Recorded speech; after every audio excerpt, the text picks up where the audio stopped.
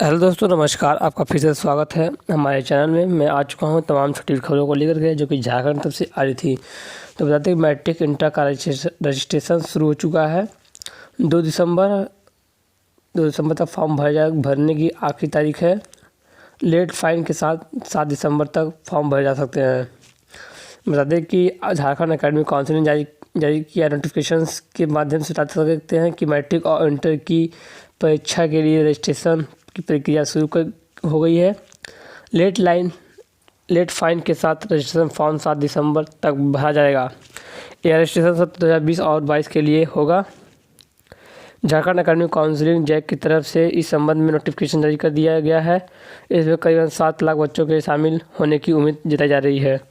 इस बार भी ऑनलाइन आवेदन भरा जाएगा। विद्यार्थियों को फॉर्म डीईओ के पास ऑनलाइन सबमिट करना होगा।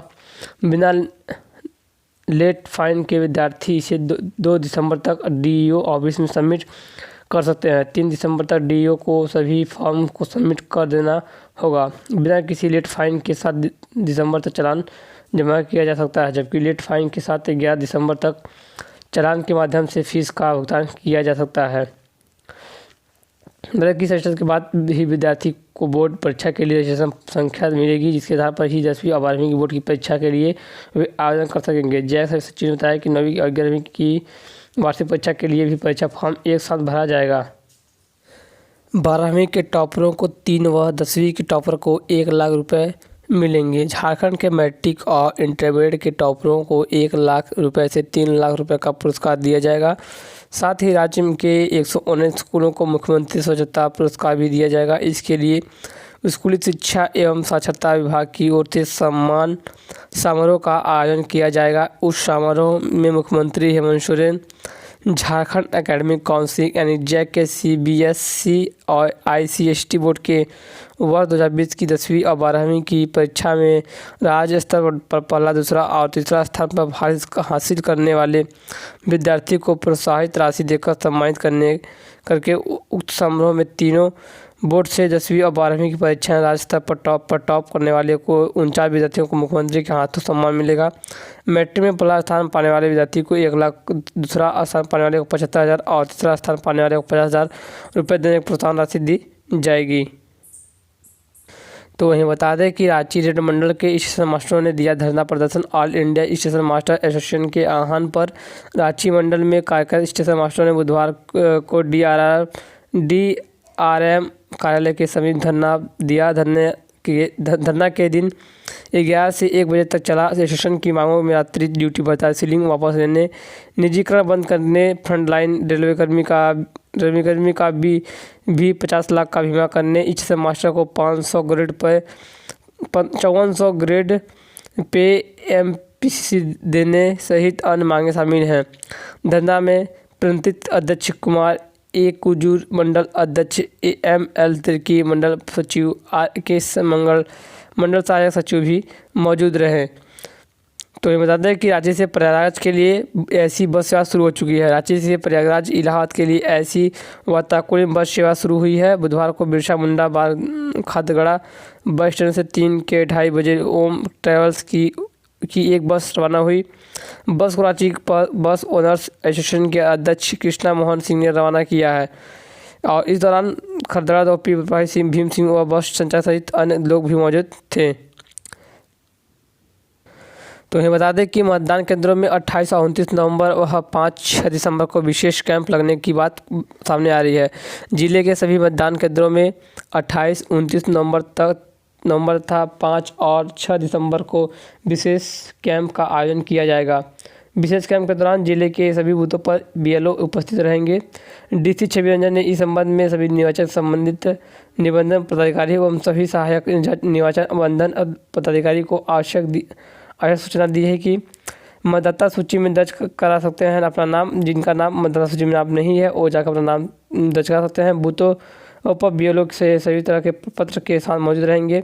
इस सूची में नाम जोड़ने, सुधार करने, स्थानांतरीकरण करने और हटाने के लिए आवेदन दे सकते हैं रिजर्वेसी और इसके लिए अतिरिक्त सरकार के पोर्टल पर भी जाकर के आप मतदान सूची के नाम में जोड़ने के हेतु आवेदन कर सकते हैं। तो वही बता दें गैस मार्क्स से पास हुए 40,843 13 विद्यार्थी। ग्रेस मार्क के आधार पर 8वीं से 9वीं में प्रमोट होने वाले विद्यार्थियों का रिजल्ट झारखंड एकेडमिक काउंसिल ने बुधवार को जारी कर दिया। जैक द्वारा जारी रिजल्ट के अनुसार वर्ष 2020 की 8वीं बोर्ड परीक्षा में 42,324 विद्यार्थी असफल हुए थे। 20% ग्रेस मार्क्स के आधार पर इनमें से 40,813 विद्यार्थी अगली कक्षा में प्रमोट हो गए हैं।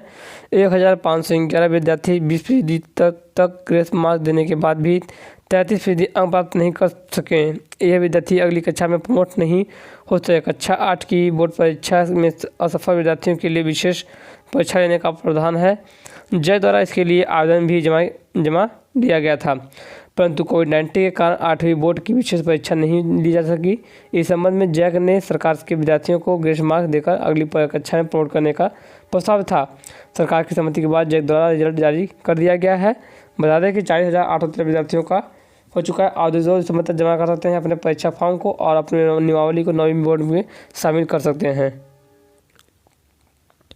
तो बता दें कि बिना हेलमेट बाइक चलाते धराई परिवहन मंत्री की बेटी सड़क पर बैठी धरना प्रदर्शन करने। झारखंड के जमशेदपुर में बिना हेलमेट बाइक चलाते राज्य के परिवहन मंत्री चंपाई सोरेन की बेटी दुखनी सोरेन को ट्रैफिक पुलिस ने बुधवार को पकड़ लिया। दुखनी गलती कबूल करने की बजाय साक्षी गोल चक्कर पर धरने पर बैठ गई। साथ ही एसआई अमित नायक एवं दुर्व्यवहार का आरोप लगाते हुए उल्टे कार्रवाई की मांग भी करने लगी। हालांकि बाद में समझाने पर वह मान गई। फिर बगैर हेलमेट पहने चालक के साथ बाइक के पीछे बैठकर वापस चली गई। घटना साक्षी गोलचोर में सुबह 9 बजे की है। तो पहिया वाहन की चेकिंग हो रही थी। ट्रैफिक दरोगा चालान काट रहे थे। इसी दौरान धर्मव्या दुखनी सोरेन यातायात की अनदेखी कर बाइक से किसी व्यक्ति के साथ जा रही थी। चालक हेलमेट नहीं पहना था। दुखनी सोरेन की पुलिस वालों ने रोका। बाइक चला रहे व्यक्ति के चालान काटने के लिए बात कही तो इतने में कामकाज मांगते हुए इतना कहते ही दुखनी सोरेन आग बबूला हो गई और कई रोवाला अंदाज में कहा, आप नहीं जानते मैं कौन हूँ। अगर बात हुई और ऐसे में दरोगा ने कहा कि कोई भी चालान काटेगा क्या। तो बता दें कि आज होंगे हड़ताल के साथ प्रशासनिक कार्यालय का गेट जाम करेंगे बैंक इंश्योरेंस कर्मी। बैंक के विलय और निजीकरण के खिलाफ विभिन्न बैंक यूनियनों की ओर से 26 नवंबर को यानी कि आज के दिन एक दिवसीय राष्ट्रव्यापी हड़ताल की घोषणा की गई है। हड़ताल की तैयारियों को लेकर मंगलवार को Jharkhand Pradesh bank employees union of India LIGG federation और Jamshedpur division insurance employees association की ओर से बिस्टपुर स्थित LIC यूनियन कार्यालय में प्रेस वार्ता का आयोजन किया गया है।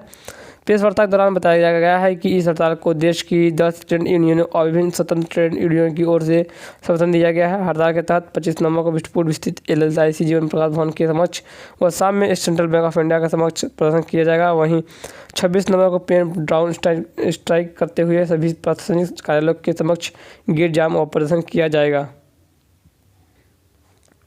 झारखंड में बुधवार को 1,07,593 सैंपल की जांच हुई। इनमें से कुल 2,037 नए संक्रमित मिले हैं। उधर 316 संक्रमित लोग स्वस्थ भी हुए हैं, जबकि 3 मरीजों की मौत हो गई। इनमें देवघर, हजारीबाग और पश्चिम सिंहभूम से एक मरीज शामिल हुए हैं। इस तरह अब राज्य में कोरोना से मरने वालों की संख्या 958 हो चुकी है। वहीं अब तक कुल 1,08,158 संक्रमित मिले हैं तथा 1,50,040 स्वस्थ हो चुके हैं। इस समय एक्टिव केस 2,160 हैं। बुधवार को रांची से सर्वाधिक 92 संक्रमित मिले हैं। वहीं जमशेदपुर से 98, बोकारो से 8, देवघर से 10, धनबाद से 14, धुमका से 2, गढ़वा व गिरिडीह से 4, गोंडा से 3, गुमला से 1, हजारीबाग से 6, जामताड़ा से 1, खूंटी से 6, कोडरमा से 1, लातेहार से 2, लोहरदंगा से 4, और पाकुड़ से 1, पलामू से 3, रामगढ़ से 12, साहिबगंज से 4 और सरायकेला से 2, सिमडेगा से 4 व सिंहभूम से 5 संक्रमित मिले हैं। तो बता दें कि राज्य में अब तक 1,08,000 से ऊपर कोरोना संक्रमित मिल चुके हैं।